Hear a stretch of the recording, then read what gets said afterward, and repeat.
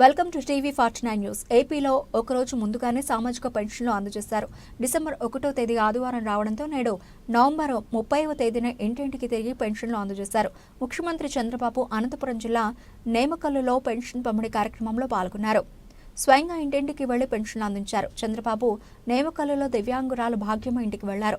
ఆమె కుటుంబ పరిస్థితులు అడిగి తెలుసుకున్నారు. ఆమెకు దివ్యాంగ పెన్షన్ 15,000 రూపాయలు అందజేశారు. అదే గ్రామంలో రుద్రమ అనే వితంతు మహిళ ఇంటికి కూడా వెళ్లి పెన్షన్ అందజేశారు. ఆమె యోగక్షేమాలు అడిగి తెలుసుకున్నారు. ఈ సందర్భంగా చంద్రబాబు మాట్లాడుతూ ఇద్దరు మహిళల ఇళ్లకు వెళ్లి స్వయంగా పెన్షన్లు అందించానని వెల్లడించారు. ప్రజల్లోని ఆనందం శాశ్వతంగా ఉండాలని కోరుకుంటున్నానని తెలిపారు. మెరుగైన పెన్షన్ల ద్వారా వితంతువులు దివ్యాంగులకు అండగా ఉన్నామని చంద్రబాబు స్పష్టం చేశారు. అణగారిన వర్గాలకు అండగా ఉండడమే కూటమి ప్రభుత్వ లక్ష్యం. ఎన్నికల హామీ మేరకు పెంచిన పెన్షన్లను ఏప్రిల్ నుంచి లెక్కగట్టి ఇచ్చాం. ఆంధ్రప్రదేశ్ రాష్ట్రంలో పెన్షన్లను ప్రవేశపెట్టింది ఎన్టీఆర్.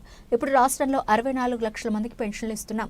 పెన్షన్ల రూపంలో ఈ 5 నెలల్లో 18,000 కోట్ల రూపాయలు పంపిణీ చేశాం. పెన్షన్ 3 నెలలకు ఒకసారి కూడా తీసుకునే వెసులుబాటు కల్పించాం.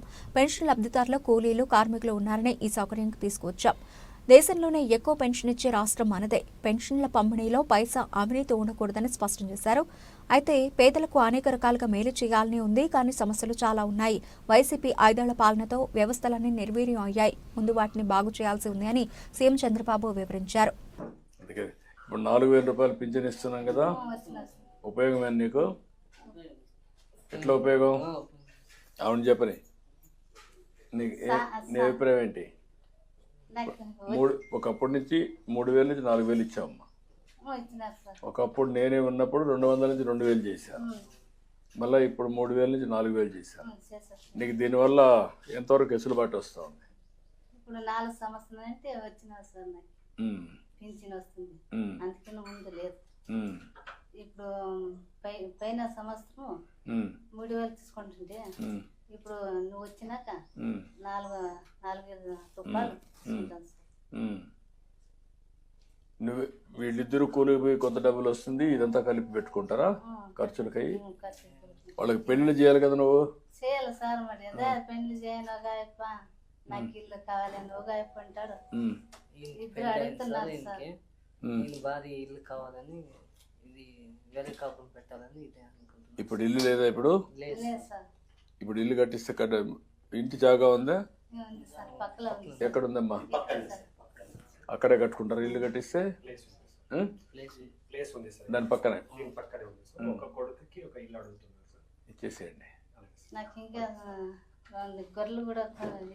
గొర్రెలు పెట్టిస్తాము, మేపుకుంటారా? ఇప్పుడు గొర్రెలు పొలాలకు తిరిగే గొర్రెల, ఇంటికాడ మేపుకున్న గొర్రెలు వచ్చాయా? అప్పుడు కోళ్ళు తిరుగుతూ ఉండేటివి, కోళ్ళ ఫార్మ్, తర్వాత ఆవులు తిరుగుతూ ఉండేటివి. ఇప్పుడు ఆవులు ఇంటి దగ్గర పెట్టుకునే పరిస్థితి వచ్చాం. అదే మాదిరిగా ఇప్పుడు ఇవి కూడా, గొర్రెలు కూడా ఇంటికాడనే ఉంటాయి, పొట్టేళ్ళు అవన్నీ. దాని మీదనే ఆదాయం వస్తుంది. సరే, ముందు గొర్రెలు పట్టించండి, ఒక యూనిట్. నేను మాట్లాడతాను, 2 శాంక్షన్ రా. ఏంటి పెట్టు.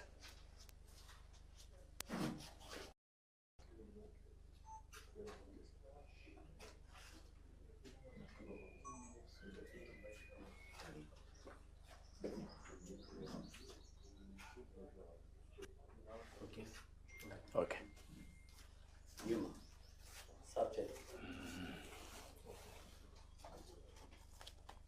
పట్టుకోమ్మా.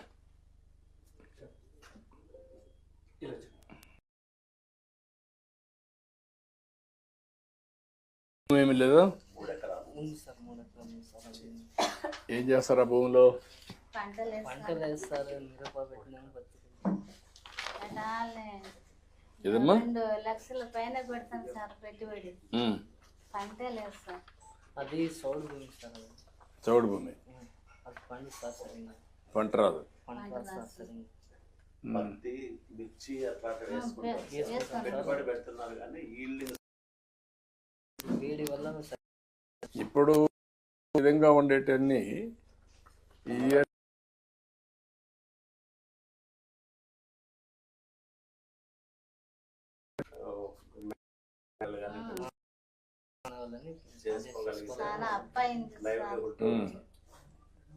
ఇది ఒక యాంగిల్. ఈ ఏరియాలో ఏమైనా ల్యాండ్ ఒక 20,000 ఎకరాలు 30 ఎకరాలు దొరికితే పవర్ పెట్టేయడం సోలార్. సోలార్ ఇప్పుడు వస్తున్నారు సార్ అందరూ.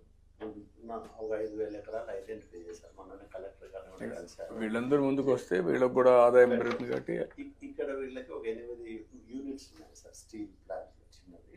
ఇప్పుడు 2,500 ఎకరాలు మనం చేస్తే వీళ్ళందరికీ జాబ్ ఆపర్చునిటీస్. ముందు వీళ్ళకు గొర్రెలు పట్టించండి, నేను మాట్లాడతాను. ఓకే అమ్మా, నేను గొర్రెలు పట్టిస్తాను, ఇల్లు కట్టిస్తాం. చేస్తాం సార్. నేను ఒకటే ఆలోచిస్తున్నాను, నేను ఎప్పుడూ పేదల పక్షానుండాలని చెప్పేది నా ఆలోచన. ఏ నిరుపేదలైతే ఉన్నారో, ఎవరైతే కష్టాల్లో ఉన్నారో వాళ్ళకి పూర్తిగా అండగా ఉండాలనే ఉద్దేశంతో ఈ ప్రభుత్వం పనిచేస్తున్నాం. నేను ఎన్నికల కంటే ముందు చెప్పాను, ఆ రోజు నేను మీకు ఇచ్చిన హామీ పింఛన్లు పెంచుతానని చెప్పాను. పింఛను కూడా ఏప్రిల్ నుంచి ఇస్తానని మీకు హామీ ఇచ్చాను. ఈరోజు మీరు చూస్తే 4,000 రూపాయలు, 3,000 రూపాయల నుంచి 4,000 రూపాయలు ఒకేసారి పెంచి ఏప్రిల్, మే, జూన్ 3 నెలలకు కూడా ఒకేసారి మీకు పింఛన్లు అందించాను. మీరు ఒకసారి గుర్తుపెట్టుకోవాలి, ఈ పింఛన్లు పెట్టింది నందమూరి తారక రామారావు గారు 35 రూపాయలతో 84, 85లో పెట్టారు. ఆ తర్వాత నేను వచ్చిన తర్వాత దాన్ని 70 రూపాయలు చేశాను. మళ్ళీ నేను ముఖ్యమంత్రి అయిన తర్వాత 2014-15లో 200 నుంచి 2,000 రూపాయలు పెంచింది తెలుగుదేశం ప్రభుత్వం నేను ముఖ్యమంత్రిగా ఉన్నప్పుడు. ఇప్పుడు మళ్ళీ 3,000 నుంచి 4,000 చేశాను. 64 లక్షల మందికి ఇస్తున్నాం. 5 నెలల్లో మీరు చూస్తే 18,000 కోట్ల రూపాయలు ఈ విధంగా పేదవాళ్ళకి ఇచ్చామంటే నాకు అనిపిస్తుంది నా జీవితం ధన్యమైందని చెప్పి కూడా నేను మీకు తెలియజేస్తున్నా. పేదవాళ్ళకు న్యాయం చేశాను కాబట్టి 64 లక్షల మందికి 2,709 కోట్ల రూపాయలు నెలకిస్తున్నాం. ఇది చూస్తే 33,099 కోట్ల రూపాయలు సంవత్సరానికి ఒక్క పింఛన్ల మీద ఖర్చు పెట్టే ఏకైక ప్రభుత్వం భారతదేశంలో ఎన్డీఏ ప్రభుత్వం, రాష్ట్ర ప్రభుత్వం అని చెప్పి కూడా నేను మీకు తెలియజేస్తున్నా. ఇంకో పక్కన మీరు చూస్తే ఓసారి ఇక్కడ మీరున్నారు, పక్కన కర్ణాటకకి వెళ్తారు. మళ్ళీ ఒక నెల మీరు పింఛన్ తీసుకోకపోతే ఆ పింఛన్ క్యాన్సిల్ అయిపోతుంది. కానీ నేను ఈరోజు ఆలోచించింది, ఒక నెల తీసుకోకపోయినా, 2 నెలలు తీసుకోకపోయినా, 3వ నెలలో 3 నెలల పింఛన్ మీకు ఇచ్చే ఏర్పాటు చేశానని చెప్పి కూడా నేను మీకు తెలియజేస్తున్నాను. దీనిపైన ఈరోజు మీరు చూస్తే దగ్గర 17 కోట్ల రూపాయలు అదనంగా దీనికి ఇచ్చే పరిస్థితికి వచ్చాం. ఇంకో పక్క 21,788 మంది మామూలుగా ఈ ప్రభుత్వం లేకపోతే నష్టపోయేవారు, వారందరికీ నెలకిస్తాం, రాబోయే రోజుల్లో కూడా ఇస్తాం. ఎవరైనా సరే మగవాళ్ళు చనిపోతే ఆ ఇల్లు అనాథ కాకూడదని భార్యకు ఇమ్మీడియట్గా పింఛన్ ఇచ్చే ఏర్పాటు చేశాను. ఆటోమేటిక్గా మీకు వస్తుందని చెప్పి కూడా నేను మీకు తెలియజేస్తున్నాను. ఈరోజు అనంతపురం జిల్లాలో 2,84,069 మందికి పింఛన్లు వస్తున్నాయి. బొమ్మన్హల్లో 6,449 మందికి 2,82,00,000 ఇస్తున్నాం. నెమకల్గమలో 306 మందికి 13,85,000 నెలకు పింఛన్లు ఇచ్చే పరిస్థితి తీసుకొచ్చాం. ఇలాంటి కార్యక్రమాలు చేసి ఎక్కడికక్కడ మీరు ఒక్కసారి చూస్తే ఎక్కడా దేశంలో మరిగి ఇవ్వడం లేదు. దగ్గర 4,000, 6,000, 10,000, 15,000 రూపాయలు వాళ్ళకుండే సమస్యను బట్టి పేదవాళ్లకు సహాయం చేసే ప్రభుత్వం ఈ ఎన్డీఏ ప్రభుత్వం అని చెప్పి కూడా నేను మీకు తెలియజేస్తున్నా. మీరు ఇక్కడ ఉన్నారు, పక్క రాష్ట్రం కొద్దిగా బార్డర్కి వెళ్తే కర్ణాటక వస్తుంది. మీరందరూ కూడా కన్నడలోనే మాట్లాడుతున్నారు. ఈరోజు మీరు ఒక్కసారి చూసినప్పుడు కర్ణాటకలో 1200 ఇస్తారు.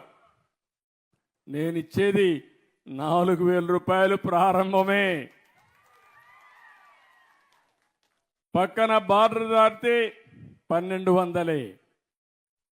మీకు ఈ వ్యత్యాసం కనపడతా ఉందా లేదా అని మిమ్మల్ని అడుగుతున్నా. ఈరోజు కేరళలో 1600, ఒరిస్సాలో 700, తెలంగాణలో 2016, మధ్యప్రదేశ్, ఉత్తరప్రదేశ్లో, వెస్ట్ బెంగాల్లో 1000 రూపాయలే. అంటే పేదల పట్ల ఏ విధంగా ఆలోచిస్తున్నాం? 64 లక్షల కుటుంబాలని మీరు ఉద్యోగంలో ఉంటే ఏ విధంగా జీతం వస్తుందో మొదటి తారీఖున మీ ఇంటికి వచ్చి మళ్ళా మీకు ఆ పింఛన్ ఇచ్చిన తర్వాత నేను రాబోయే రోజుల్లో మళ్ళా మీకు ఫోన్ చేస్తా. ఎవరైనా కానీ ఎక్కడైనా ఆలసత్వం వహిస్తే వాళ్ళపైన చర్య తీసుకోవాలని ఆలోచన చెప్తున్నాను. నేను ఒక పవిత్రమైన భావంతో, పవిత్రమైన ఉద్దేశంతో మీకు పింఛన్ ఇచ్చినప్పుడు దాన్ని సక్రమంగా మీకు అందజేసి మీకు న్యాయం చేసే బాధ్యత ఈ అధికార యంత్రాంగానికి అప్పచెప్పానని చెప్పి కూడా నేను మీకు తెలియజేస్తున్నా. ఒక్క పైసా అవినీతి ఉండదు. ఎక్కడో సచివాలయంలో కూర్చోవడం కాదు, రచ్చబండ మీద కూర్చోవడం కాదు. నేరుగా మీ ఇంటికి రావాలి, మిమ్మల్ని ఆప్యాయంగా పలకరించాలి, మీకు ఇవ్వాల్సిన డబ్బులు మీకు ఇచ్చి, నేను అందుకే ఒక కార్యక్రమం పెట్టాను, పేదల సేవలో అన్నాను. అంటే ఉద్దేశం ఏంటంటే ప్రతి నెల మొదటి తారీఖున ప్రతి ఒక్కరూ ఆలోచించాల్సింది ఈ పేదవాళ్ళ గురించి ఆలోచించాలి. వాళ్ళు ఆలోచించడం అంటే వారి ఇంటికి వచ్చి వారి కష్టాలు చూస్తే వాడు పడే కష్టాలు మనకు అర్థమవుతాయి. దానివల్ల ఇంకా బాగా చేసే అవకాశం వస్తుందని చెప్పి కూడా నేను మీకు తెలియజేస్తున్నా.